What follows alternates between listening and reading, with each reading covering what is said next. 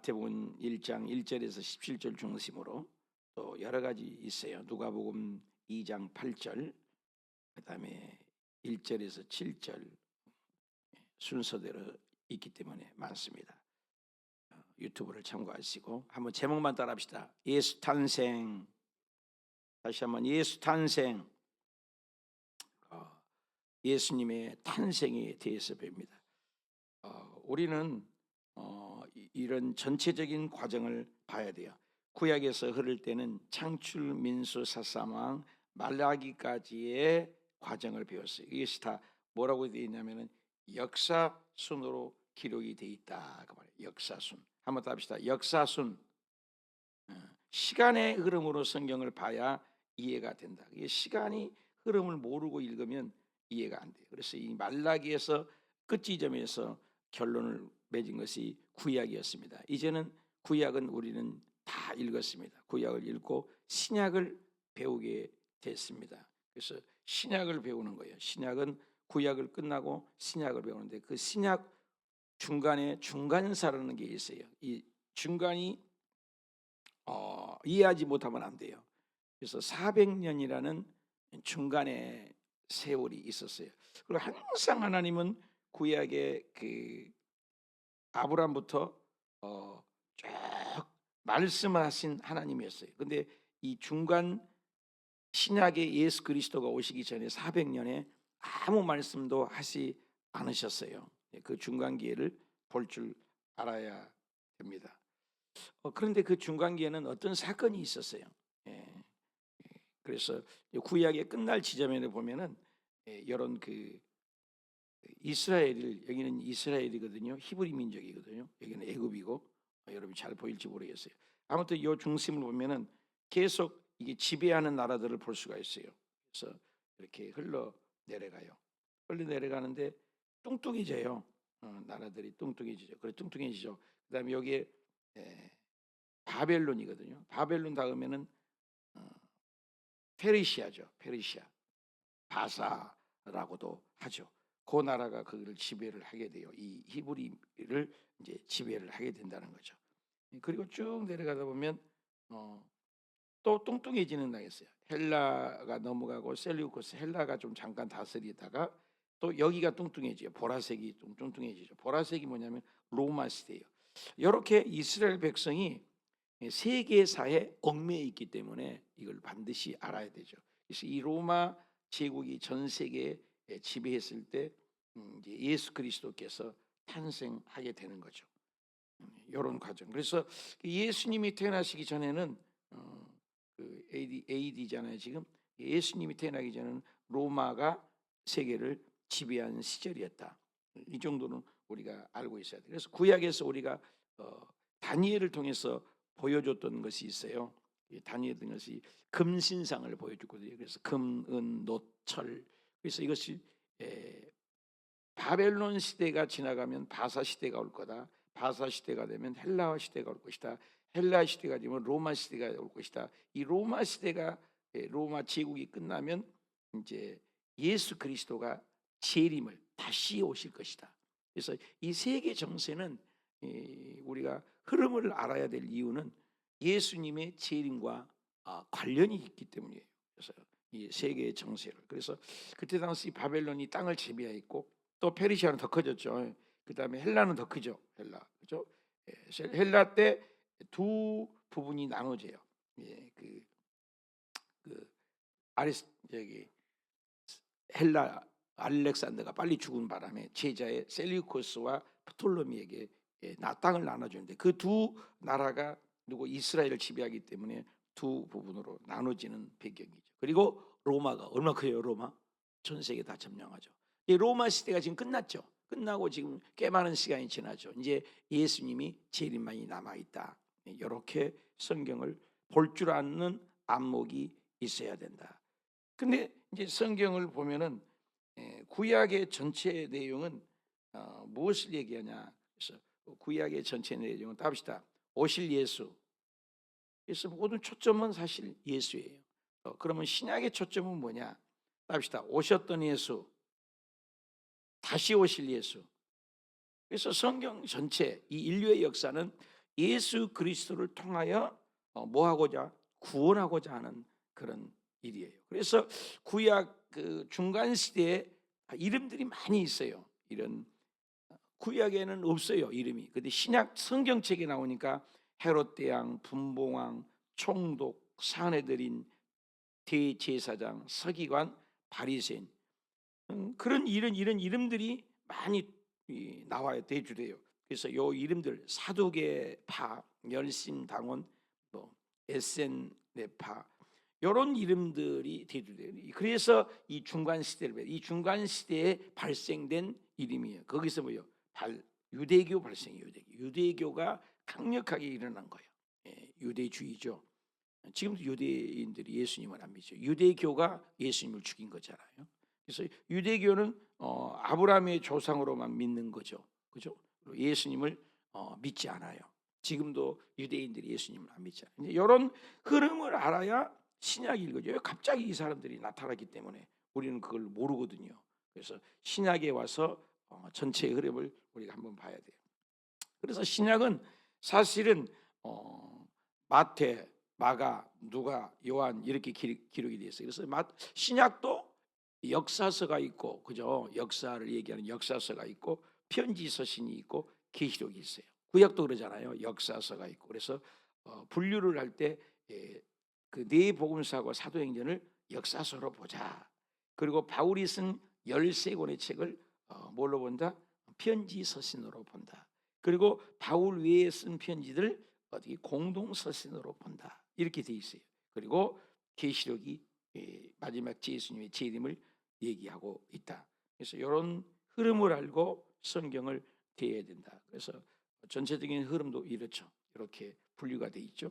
그래서 초록색은 역사서, 사도행전도 역사서로 들어가는 거죠. 이제 사도행전을 중심으로 발생된 것을 묶어서 복자하는 거죠. 그래서 사복음서도 묶어서 보는 거예요. 역사서. 그래서 성경의 흐름을 이렇게 봤으면 좋겠다 이렇게 합니다. 자, 여기도 보니까 이렇게 13권 이렇게 성경 전체적인 것을 일단은 좀 우리가 알아야 되겠다. 자, 요 흐름을 가지고 예수님의 탄생을 보겠다는 거죠. 예수님의 탄생은 어때요? 예수님께서 처음에 태어나시죠. 태어나는데 예수님이 태어날 때 누가 먼저 태어나요? 그 세리요한이 먼저 태어나요. 세리요한이 먼저 태어나 가지고 예수님의 그 구약적인 것을 세리요한에게 가서 예수님이 세리요한에게 구약 전체를 인수받는 거예요. 그러니까 성경은 주도 면밀하게 이렇게 쭉 하나의 통전적으로 볼 줄 알아야 된다. 자, 오늘은 이제 마태복음 1장에서 우리가 바라보는데, 이 마태복음 1장에 보면은 1장 1절 보면은 아브라함과 다윗의 자손 이랬어요. 왜 아브라함과 다윗의 자손하고 예수님을 집어넣을까? 그냥 예수님이 탄생은 이러하니 이래야 되잖아요. 근데 아브라함은 복의 개념이에요. 또 이스라엘 백성에서 최고가 복의 개념을 아브라함으로 봐요. 그래서 창세기 1장에서 12장 1장까지 11장까지를 한번 답시다. 일반 역사, 그래서 원역사, 원시 역사, 역사예요. 전 세계가 해당되는 책이에요. 근데 12장에 가서가 중요해요. 딱 한 사람을 선택한 거예요. 그 사람이 누구냐면 12장에 아브라함을 부른다고요. 그 아브라함 한 사람이 세월이 지나면서 아브라함 한 사람이 250만이라는 사람이 생겨요. 250만이라는 사람이 400년이 넘으니까는 250만이 생겨요. 그게 이스라엘 나라예요. 그러면 왜 이스라엘이 중요하냐? 전 세계 많은 민족이 있지만 이스라엘에 통해서 누구를 계시해 주셨다? 하나님, 예수님, 성령님을 계시해 주신 거예요. 그래서 우리가 이스라엘 역사책을 배우고, 우리는 모르잖아요. 우리 이방인이거든요. 우리 사람으로 태어나서 껍벅껍벅 하루하루 살다가 죽어버리는 인생이 아니라는 거죠. 그래서 관련돼 있는 거예요, 우리에게도. 그래서 이스라엘이 나중에는 뭐예요? 이방인에게 복음이 옮겨야 돼요. 이방인이 누구예요? 저와 여러분이거든요. 이방인을 모여 그래서 세계 복음화를 이루어져서 인간의 구원받는 책이 성경이라는 거죠. 그래서 이 아브라함과 다윗이라는 것은 아브라함은 축복적인 개념이에요. 복을. 그래서 모든 민족은 창세기 12장에 보면은 너를 축복하면은 하나님이 축복하고 너를 저주하면 하나님이 그 사람을 저주하겠다는 거예요. 그러니까 모든 복의 결정권이 누가 있냐? 복의 결정권은 아브라함을 통해서 복을 주겠다. 이랬기 때문에 모든 복은 축복의 개념은 아브라함이에요. 그러니까 인생이 태어나서 복 받으려면 아브라함의 자손이 돼야 된다. 아브라함의 흐름을 누구의 족속이냐? 또 그럼 왜 다윗을 얘기를 하냐? 다윗은 왕족을 얘기하는 거예요. 왕족. 그래서 오고 오는 세대 다윗처럼 하나님의 정권 통치자가 없어요. 그래서 이스라엘 백성이나 누구나 그래서 아브람과 다윗의 자손 예수라 그 말은 딱 눈에 들어와 버리는 거예요. 그래서 축복과 왕족의 개념은 예수다. 근데 그 족보 속에서 뭐가 흐르냐면은 이제 말씀이 흐르잖아요. 아브람이 이삭을 낳잖아요. 또 이삭은 야곱을 낳잖아요. 그래서 아브람과 이삭과 야곱의 하나님이잖아요. 이 복이 흐르는데 그 형제의 족보, 계보라고 그랬잖아요. 계보는 족보를 얘기하거든요. 족보를 보니까 희한해요. 그 족보를 의도적으로 유다는 다말에게서 베레스와 세레 이제 족보를 쭉 얘기해 나가는데 이게 이제 다말을 조심해야 돼요. 이 여자의 족보를 원래 안 넣어요. 근데 이 다말이 들어갔다는 거예요. 다말뿐만 아니라 그 밑에 보면은 또 나와요. 다말 기억하세요? 다말 지난 다음에 5절입니까? 5절에 보면 라합이 나와요. 자, 다말이 나오고 또 라합이 나와요. 자, 여자이면서 뭐 이방인인 거예요. 그다음에 룻이 나와요. 룻이 나와요. 룻. 그다음에 누가 나와요? 룻 다음에 그 다윗에게서 뭐가 나와요? 솔로몬 다윗에게서 우리아의 아내 밧세바가 나와요. 자, 이게 굉장히 중요한 단어들입니다.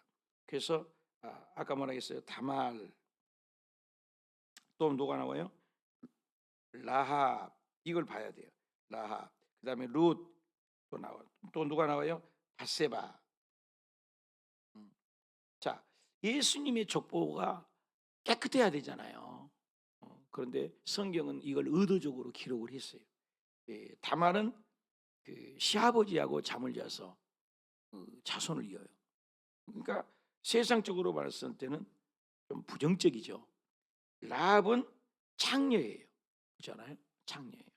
룻은 이방인이에요. 자, 왜 이런 사람들을 예수님이 족보라고 의도적으로 성경을 표현해요? 세상에 그 교리책이나 세상에 그 종교적인 책들은 나쁜 것은 감추는 것이잖아요. 저 여러분의 인생 속에서도 가정에 불미스러움이 있으면 감추잖아요. 근데 성경은 이걸 폭로해요. 밧세바도 불운이잖아요. 다윗과 함께. 근데 이런 이름들을 의도적으로 표현한 이유가 뭐냐 이 말이에요. 하나님은 이 기생 라합은 믿음을 얘기하죠. 믿음. 그죠? 믿음. 그리고 밧세바도 믿음이죠. 믿음. 그죠? 다말. 그리고 룻은 뭐예요? 이방인이죠. 그죠? 또 라합도 이방인이죠. 그러니까 의도적으로 표현을 한 거예요. 이방인들도 하나님은 예수님이 족보있다 하니까 구원하겠다는 의도가 있어요. 구원의 책. 밧세바도 좀 문제가 있잖아요. 다말도 그렇고. 그래서 이런 사람들을 통해서 정상적이지 않아요. 그런데도 이 문건에다가 표현을 해냈다는 것은 하나님이 창조부터 우리 같은 저와 여러분은 예수님의 족보에 끼도 못해요. 이스라엘 민족에는 지금도 그러잖아요. 우리 이방인들을 개취급해요. 제가 이스라엘 여행을 갔더니 우리 권사님들이 밥 먹으러 들어가다가 잘못 들어갔나 봐요. 근데 딱 구분되어 있어요. 식당은 이방인들만 먹는, 여행객들만 먹는, 그리고 유대인 장신의 백성들만 먹는, 당신의 백성들은 전 우주의 지구에 이렇게 살아계신 하나님이 홍해를 가르고, 그죠? 또 여리고성을 무너뜨리고 이렇게 직접 계시해서 신이 다스린 나라가 어디 있냐? 우리나라밖에 없다. 나밖에 없다. 우리는 선민의식이 강하죠. 선민, 택한 백성이다. 그래서 이방인들을 계취급을 하고 지옥의 땔감으로 여기는 거예요. 그런데 이렇게 들어와가지고 자기네들 밥 먹는데 들어왔다? 재수 없어. 그릇을 만졌다? 접시를 그 자리에서 두드러 깨버려요. 우리들 앞에서. 재수 없다고. 우리 옛날에 아침 일찍 여자가 손님이 오거나 또 재수 없는 사람이 오면은 소금 뿌리고 막 그런 거 있었지 않아요? 미신적인 거. 그렇게 우리 이방인들을 지옥 뗄감도 안 된다고 여기는 거예요. 자기네들은 천국 백성이라는 생각, 선민의식이라는. 그러니까 우리는 하나님의 살아계시다. 우리를 계치급을 해요. 계치급. 수로보니게 여인이 나오잖아요. 개들이 밥상에서 떨어진 부스리라도 주세요. 근데 이거 몰라서 그러는 거예요. 하나님은 여기 보니까 뭐야? 다말, 한번 합시다. 다말, 기억하세요. 또 라합, 룻, 밧세바, 거기다 마리아도 정상이 아니잖아요. 그렇죠? 이런 그 5명의 여인, 4명의 여인, 혹은 이런 여인들은 전부 비정상적인데 누구의 족보에 들어가 있다? 예수님의 족보에 들어가 있다. 예수님의 족보의 족보. 불우한 사람, 정상적이지 않은데 예수님이 족보했다. 이것은 무슨 얘기를 하냐? 지금 마태복음이거든요. 창세기에 이미 하나님께서 언약을 하셨어요. 무슨 언약을 했냐면 너의 인생 속에 창세기의 3장 15절이 핵심이에요. 뭐라고 기록되어 있냐 이 말은 그 뱀 원수에게 여자의 후손, 그랬어요. 여자의 후손. 이 여자의 후손을 누구를 얘기냐면 예수님을 얘기해요. 그 여자의 후손이 언젠가 오면 창세기잖아요. 창세기, 인류의 시작. 여자의 후손이 오면은 이 머리통을 다 상하게 해서 인간을 뭐 하겠다? 구원하겠다는 약속이에요. 보통 책이 아니에요. 그러니까 여자의 후손이 이게 마태복음에 이게 등장을 한다. 굉장한 의미가 있는 것이죠. 마태복음에 그 족보에 나타난다. 이런 사람들이 나타난다. 루시나, 라합이나, 다말이나, 그죠? 이런 사람들이 기생 라합이나, 루시나, 다말이나, 또 밧세바나, 그죠? 이런 다 여자들이잖아요. 이 여자들이 예수 그리스도의 증조 할아버지고 예수 그리스도의 족보에 있다. 이것은 그 여자의 후손이 예수 그리스도를 통해서 온 인류를 온 인류. 그러니까 예수 그리스도는 세계사하고 연결되어 있는 거예요. 이걸 보면서 성경을 읽어야지 무턱대고 내 개인에게만 적용하지. 하나님은 지금 내가 인세상에 지금 태어나가지고 이렇게 일을 하고 계시구나. 이것을 우리가 깨달아야 된다. 예수님은. 그래서 하나님은 세계사 하나님이다. 그리고 의도적으로도 17절에부터면 그 모든 아브람부터 다윗까지를 14대, 그래서 14라는 말을 의도적으로 써요. 또 바벨론에서 사로잡힐까지도 14대라는 말. 또 바벨론부터 사로잡히는 또 14대. 여기에 강조점이 뭐냐면 14대가 3번 반복돼요. 14대, 14대, 14대. 왜 14를 강조하냐 이거죠. 이 14라는 말은 다윗이라는 말이 히브리 언어로 이 합하면 히브리는 숫자가 있거든요. 그 자음에. 그래서 4, 6, 4 이렇게 돼 있어요. 그래서 4 더하기 6 더하기 4 자음을 더하면 숫자거든요. 14잖아요. 다윗의 이름이 숫자가 14예요. 그러니까 다윗을 강조하는 거예요. 이스라엘 백성들 누구를 깨닫고. 그래서 유대인들을 향한 것이 마태복음이거든요. 그러니까 이 14대다고 이렇게 하는 것은 다윗의 별, 다윗. 그래서 다윗은 또 누구를 얘기해요? 다윗은 다윗이 누구를 얘기해요? 예수 그리스도를 얘기하거든요. 그러니까 모든 글자와 조합과 말씀들은 모두 다 누구를 얘기냐? 예수님을 얘기하는 거예요. 예수님.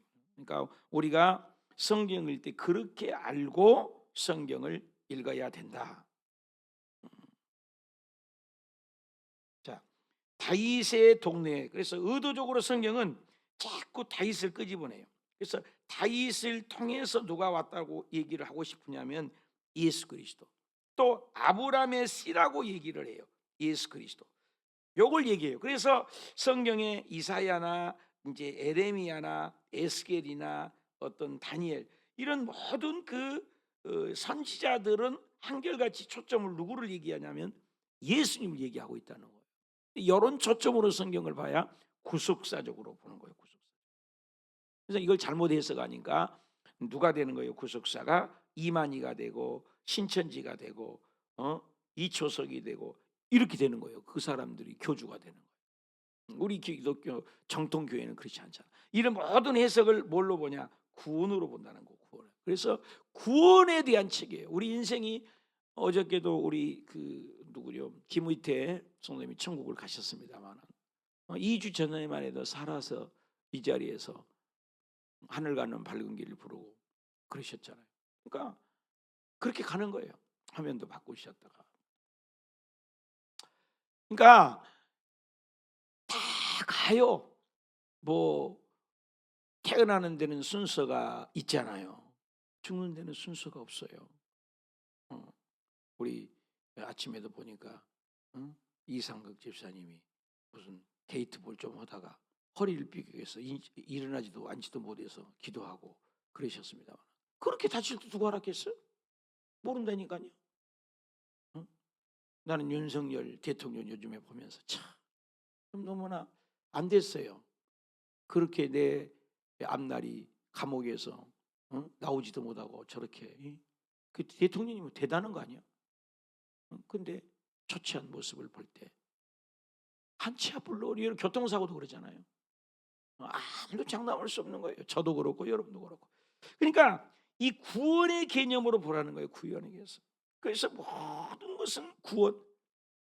그래서 성경에 구약 전체 천사들이 하늘에서 날라와 가지고 목자들에게 말을 해. 베들레헴에 가봐라. 내가 알리신 그 일들이 이루어지리라 하면서 그걸 전하는 거예요. 지극히 높은 곳에서는 하나님께 영광이 될 것이다. 땅에서는 기뻐하심을 입은 사람들 중에 평화가 일 것이다. 그래서 영광, 평화, 평강, 평화, 그렇죠? 이 영광은 하나님 거예요. 이 평강은 하나님이 주셔야 받는 거예요. 이것이 누구가 주신다? 예수님이 주신다는 거예요. 그러니까 이 모든 것은 구원의 관점으로 봐야 돼요. 그래서 예수 그리스도의 탄생을 주도 면밀하게 성경은 표현을 하는 거예요. 그래서 모두 다 예수님을 통해서 우리 인생이 구원받는다. 그래서 14대도 누구를 얘기한다? 예수님을 얘기한다. 자, 그래서 성경에 보면은 예수님이 지나간 그 발자국들을 보면은 예수님이 태어나서 갖고 그것을 마태, 마가, 누가, 요한복음에 자세하게 표현해요. 갈릴리에서 유대로 가셨다가 이집트로 도망갔다가 또 호적을 한다니까 다시 귀향을 해서 예수님께서 유대와 갈릴리를 다니면서 복음을 전하는 이 모습이 성경에는 의도적으로 여기다가 이렇게 실제적인 것들을 표현을 하는 거예요. 예수님이. 그래서 예수님이 흔적을 얘기한다 그 말이에요. 그래서 오늘 결론은 뭐냐? 결론은 예수 그리스도가 지금 우리가 아까 배웠잖아요. 구약을. 이 구약 전체가 누구를 오실 준비를 하고 있다? 예수님이 태어날 준비를 하고 있다. 오늘 우리가 신약에 돌아왔습니다. 이제 신약을 읽어갈 건데 신약 전체는 뭐니? 예수 그리스도 그가 누구인가 이거예요. 이분을 만나지 못하면 구원이 없기 때문에. 그래서 구약 전체는 예수 그리스도에 향하여 흘러요. 그래서 오실 예수예요. 근데 신약 전체는 뭐예요? 예수 그리스도가 누구냐를 추적하는 거예요. 그래서 마태복음부터 계속해서 예수님에 대해서 표현하는데 그 가운데 끼어 있는 사람이 있었다. 그 사람이 다말이었다. 다말은 뭐예요? 시아버지하고 잠을 자서 아기 낳았으니까 이것을 수치스럽다, 그렇죠? 부끄럽다. 인간적으로 부끄러운 사건이었지만 이것을 하나님은 구속사로 썼다. 여러분, 우리 주변에 수치스러운 사람 있잖아요. 우리도 그렇지 않아요? 수치스러워. 별 볼 일 없는 인생이거든요. 여러분, 죄 안 지어요? 나는 또 이거 정도밖에 안 될까? 이럴 때가 많잖아요. 그럼에도 불구하고 주님은, 예수님을 믿으면 주님은 뭘 주겠다? 구원을 주겠다. 이 라합이라는 것은 얼마나 사회적으로도 그 이방 여인이면서도 창렬한 말이에요. 어떻게 예수님의 거룩한데 이 족보에 들어가요? 그리고 히브리서 11장에는 믿음의 용장, 믿음의 영웅들만 들어가는 자리에 기생 라합이 들어가요. 출신 성분이 안 좋아요. 배경이 안 좋아요. 근데 배경이 안 좋고 출신과 배경이 안 좋아도 하나님은 라합 같은 버러지만도 못한 세상에 버려진 인생도 예수 믿으면 구원이 있다, 이거예요. 룻이 나왔잖아요. 룻도 뭐예요? 이방 여인이잖아요. 이방 여인인데도 나오미에게 당신의 하나님이 내 하나님이고 당신이 가는 곳에 나도 가고, 그렇게 룻이 그 믿음을 강조하죠. 룻이 이방인인데도 믿음을 얘기하죠. 그래서 이방 여인인데도 하나님은 그 헌신적인 사람을 구원한다. 또 누가 나오죠? 밧세바가 나오죠. 밧세바도 정상적인 가정을 이룬 게 아니잖아요. 다윗과, 그죠? 그런데도 밧세바처럼 이런 여인도 구원해. 밧세바를 통해서 누가요? 솔로몬이 나오잖아요. 또 마리아도 있잖아. 마리아, 이 5명의 여자 마리아도 처녀가 아기를 낳아. 결혼하기 전에 우리 아들 딸들이 임신했다, 끝난 거예요. 이거 사회에서도 지탄의 대상이잖아. 근데 이런 그 정말로 사회에서 정말로 수치스럽고 이방 여인이고, 그렇죠? 정말로 볼품없는 사람들을 다 여자야. 또 다 여자요. 여기 다 다말도 여자, 라합도, 룻도, 밧세바도 여자는 예수님의 족보도 못 놀았는데 이게 여자. 당시의 여자는 증인으로도 채택은 안 하거든요. 근데 그 여자의 후손이라는 창세기의 족보 속에 15절에 언젠가는 여자가 아기를 낳을 거다 그랬어요. 여자가. 놀랍지 않아요, 여러분? 여자가 어떻게 아기를 낳아요? 근데 여자가 아기를 낳아요. 그게 믿는 게 우리 종교예요. 그게 믿는 게 구원이에요. 그러니까 이게 성령으로 하지 않고 우리 믿어지겠어요? 그래서 천국 가는 게 쉽지 않아요. 그러니까 이성과 논리로 믿으면 천국 못 가는 거예요. 나는 이해한 것만 믿겠다.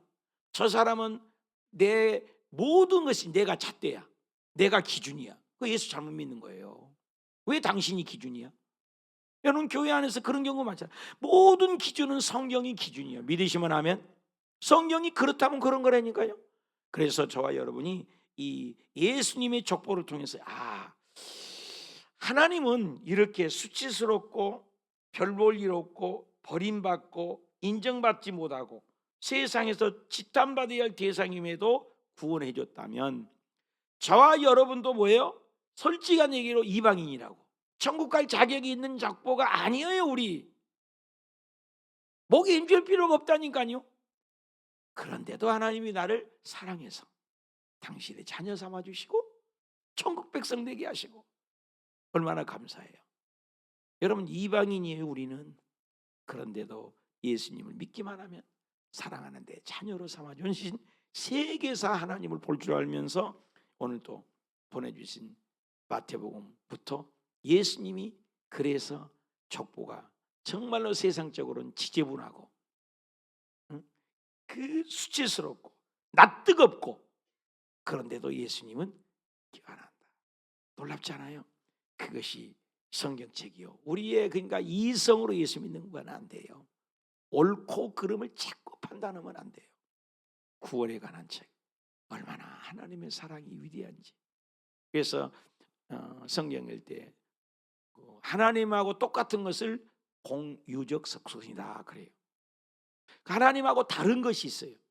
그것을 비공유적 속성. 그러니까 하나님에게만 있는 거예요. 그것이 전지예요. 모든 걸 아세요. 전능이에요. 모든 것을 할 수 있어요. 초월적인 분이에요. 그리고 영원성이에요. 하나님에게는 죽음이 없어요. 전지전능 무소부재 그러잖아요. 영원성. 이 하나님이 하시는 거예요. 하나님이. 우리는 뭐예요? 똑같은 것도 있어요. 거룩성, 그죠? 깨끗함. 그런데도 지저분한 인생을 불렀다. 하나님이 우리를 구원하고자 하는 책이다. 만약에 예수님의 족보가 너무너무 왕족만 있고 깨끗하다, 우리 가겠어요? 예수님이 너무 위대하게 왕족에서 태어나서 우리를 구원한다, 들리겠어요? 여러분, 말 밥그릇에 태어난 사람 손 들어봐요. 말 밥그릇에. 소똥, 개똥 냄새 나는 데서 태어난 사람 있습니까? 하나님의 그 지혜, 하나님의 십자가의 사랑, 이걸 생각해야 되는 거예요. 예수 믿는 것은 겸손이에요. 예수 믿는 것은 온유함이에요. 예수 믿는 것은 이타주의, 남을 배려하는 거예요. 그래서 예수 잘 믿는 것은 벼가 익을수록 고개 숙이는 것처럼 남을 위해 섬기는 거예요. 예수님이 이 땅에 하나님이시잖아요. 말씀만 하면 되잖아요. 왜 기도해? 예수님이 왜 지자들의 발을 씻겨요? 너가 나가 하는 것처럼 해라, 이거예요. 그래서 이 복음의 관점, 구속사의 관점으로 이제 신약을 우리가 읽어가면서, 예수님 그가 누구냐 말이에요. 그가 누군데 이 땅에 오셔서 벌어지 못해요. 우리는 이방인이에요. 지옥 될 감도 안 돼요. 근데 예수님을 우리가 믿는다고만 하면, 요한복음 1장 12절에 영접하는 자, 곧 그 이름을 믿는 자마다 멸망치 않고 뭘 준다고? 하나님의 자녀가 되어. 우리가 한 거 읽으면서 마칩시다. 요한복음 1장 12절 시작. 영접하는 자, 시작. 영접하는 자, 곧 그 이름이 누구예요? 예수 이름이에요. 예수 이름을 믿는 자들에게는 예수님 때문에 뭐예요? 하나님의 뭐가 된다고? 자녀예요. 어소리티라요. 권세라는 건 어마어마한 거예요. 파워보다 세는 거예요. 여러분, 예수님 믿기만 하면 하나님의 자녀 삼아. 저와 여러분 이방인이라니까 자꾸 이걸 알아야 돼요. 그래서 성경을 배우면서, 성경을 읽어가면서 예수 그는 누구인가를 추적해요. 계속 나올 겁니다. 예수 그가 누구인가. 여러분, 예수님을 안 것 같지만 몰라요. 예수님 아는 것 같지만 모르는 사람 너무 많아요. 예수님을 다 깊이 알아가서 예수님이 우리 뼛속에, 예수님이 우리의 심장에, 예수님이 우리의 입술에, 예수님이 우리의 생각에, 예수님이 우리의 손발이, 예수님. 여러분, 예수님 같으면 싸우겠어요? 예수님의 마음을 품었는데 원수가 있겠냐고요? 진짜 예수님을 믿는데 불편함이 있겠어요? 예수님을 진짜 믿는데 불행이 있겠냐고요? 진짜 예수님을 믿는데 가난이 있냐고요? 예수님을 진짜 믿는데 질병이 어디 있어요? 여러분, 예수님이 어떤 분인 걸 진짜 알아요? 아니라니까요. 모르는 거예요. 저도 아직 모르는 거예요. 깊이 알아요. 그래서 예수님을 깊이 묵상하라. 예수님을 깊이 생각하라. 예수님의 마음을 품어라. 예수님을 닮아가라. 예수의 장성한 아는 데까지 자라가라. 그래서 신약에는 오직 예수예요. 구약에는 계속 사건을 통해서 오실 예수를 표현한 거예요. 모세도 예수였고, 성막도 예수였고, 사건도 예수였고, 이사야도 예수였고, 전부 예수님을 모형론이에요. 그림자예요. 이미테이션이에요. 가르치는 거예요. 말라기에서는 엘리야가 오리라, 예수님을 얘기하는 거예요. 근데 신약에는 예수님이 실제가 오신 거예요. 실제가.